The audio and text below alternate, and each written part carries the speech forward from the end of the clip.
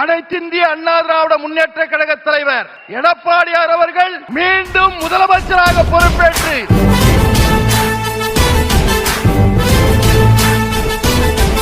ஒன்றுபட்டு உழைத்து நாம் வெற்றி காண வேண்டும். அனைத்திந்திய அண்ணா திராவிட முன்னேற்ற கழகத்தின் பொதுச் செயலாளர்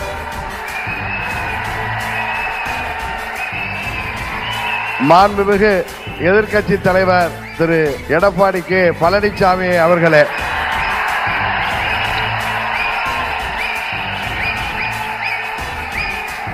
நாங்கள் எல்லாம் அம்மாவின் தொண்டர்கள் என்பதை எதிரிகள் மறந்துவிட்டார்கள்.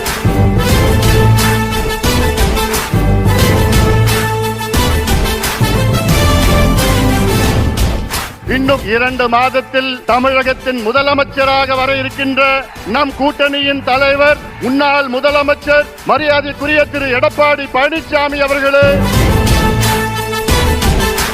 நம்மை எதிர்ப்பவர்கள் எத்தகைய வஞ்சக நெஞ்சம் கொண்டவர்களாக இருந்தாலும் தீயவர்களாக இருந்தாலும் உரிய காலத்தில் உரிய இடத்தில் உரியவர்களோடு ஒன்றிணைந்து உறுதியாக செயல்பட்டால் வெற்றி என்பது நிச்சயம். அத்தகைய தருணம் இப்பொழுது நமக்கு கிடைத்துள்ளது.